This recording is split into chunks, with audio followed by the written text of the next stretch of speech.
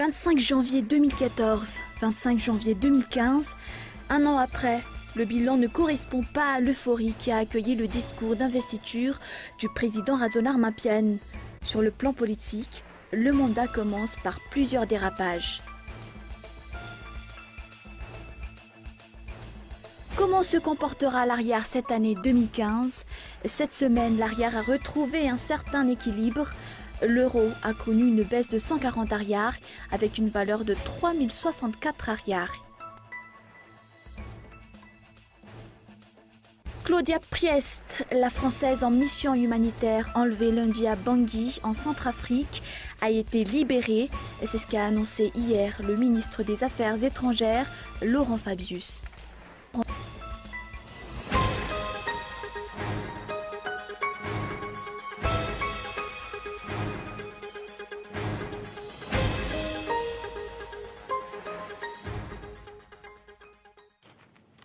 Bonsoir à tous et bienvenue dans votre journal.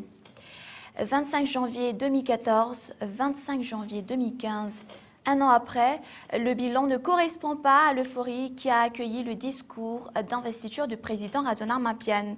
Sur le plan politique, le mandat commence par plusieurs dérapages, scandale à l'Assemblée nationale, démission du gouvernement, transgression de la Constitution dans la nomination du Premier ministre Jean Ravelnariv. Reportage. Le 25 janvier 2014, son accession au pouvoir était poussée par le vent des promesses du renouveau, un espoir pour les 22 millions de Malagasy. Le président Radzonar Mapian avait promis, entre autres, le recrutement de 75 000 maîtres frames en 3 mois, la résolution pérenne du problème de délestage, la mise en place de l'état de droit et la bonne gouvernance. Un an après, que reste-t-il de ces promesses? La soirée même de l'investiture, le premier scandale a éclaté. Le discours du président Radzonar Mapian est un plagiat de celui du président Nicolas Sarkozy, suivi d'un événement de mauvais augure, l'explosion d'une bombe tue 2 enfants. Les enquêtes sur cette affaire piétinent. Nombreux points mis en exergue dans le discours du président Radzonar Mapian sont sur le même cas de départ 12 mois plus tard. Le délestage empire. Toutes les régions de Madagascar sont touchées par ce problème. Les tensions sociales les afférents font 2 morts à Tamatave. Quant à la lutte contre le trafic de bois de rose, aucun gros bonnet n'a été inquiété à ce jour. La liste des noms des trafiquants, présentée par le Premier ministre de la Transition, Omer Berizik, est restée sans suite. 75 000 rondins de bois de rose ont été exportés illicitement et les nouvelles coupes continuent d'être dénoncées par les ONG.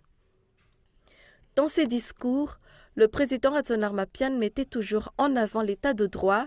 Si la reconnaissance internationale est acquise, le déblocage des financements tarde à venir.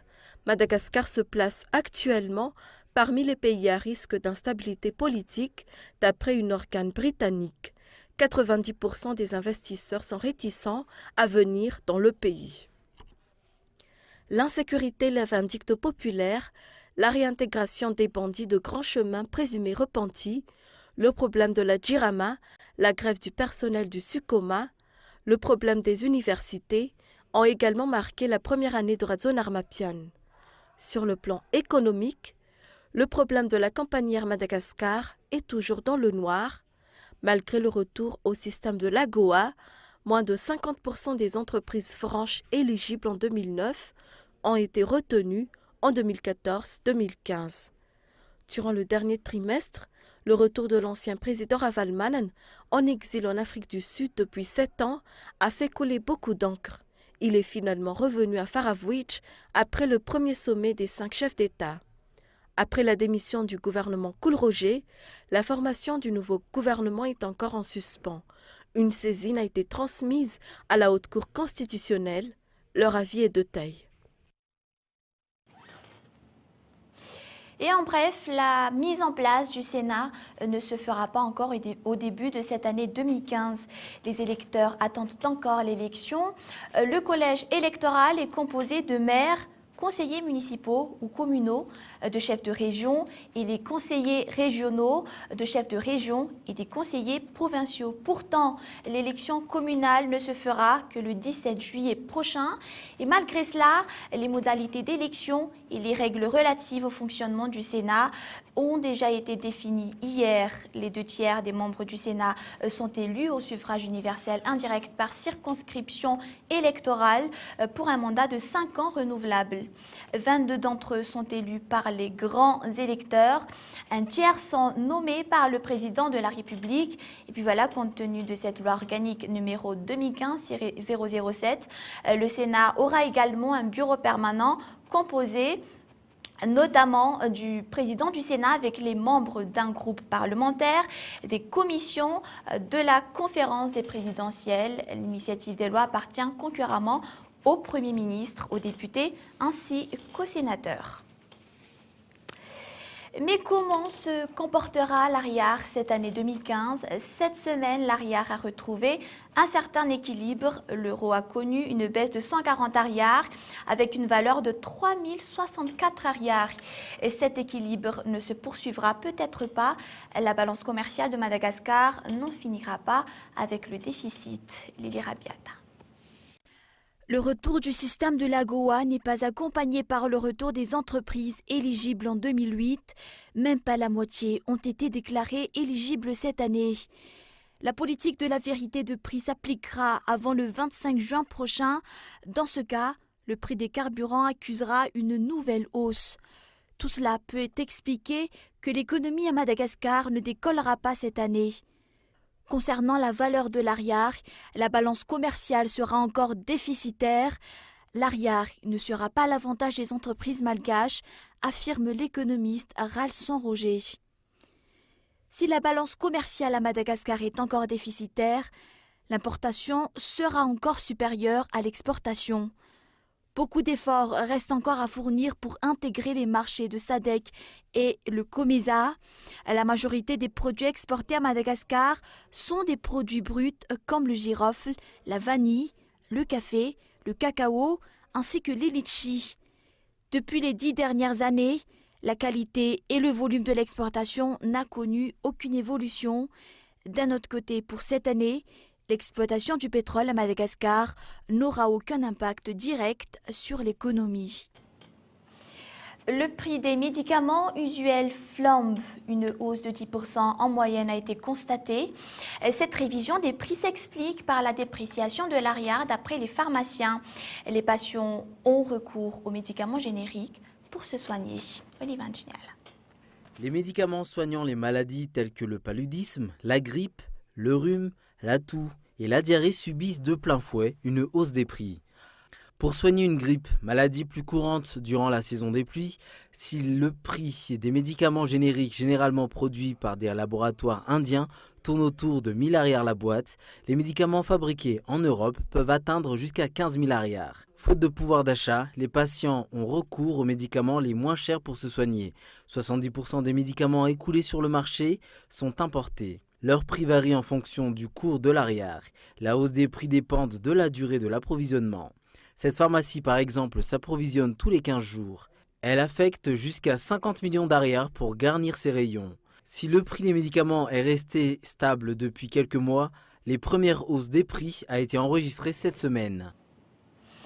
L'écriture et la peinture ne peuvent pas encore être considérées comme source de revenus à Madagascar. Pour les artistes, le fonds de départ des artistes nécessaires pour se procurer les matières premières accuse actuellement une hausse considérable. La situation a un impact direct sur le comportement d'achat des clients et sur le prix des produits. Les détails.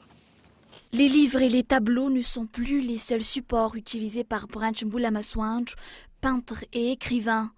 Mis à part les matériaux utilisés et connus par tous, comme le papier, d'autres peuvent être également utilisés, notamment les mouchoirs, les vêtements, les chapeaux et également les rideaux. Le comportement d'achat des clients malgaches n'est pas en rapport avec les difficultés de cette production. Le prix d'un tableau varie entre 360 000 ariars et 500 000 ariars.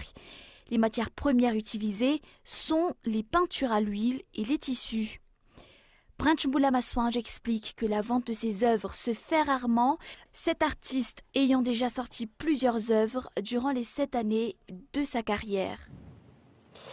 Les business à Analake les font toujours partie du quotidien de la population tananarivienne. Chacun des manucuristes d'Analake gagne environ 40 000 arrières par jour. Le prix des vernis à ongles et des accessoires pour la décoration se taille la majeure partie du fonds de départ.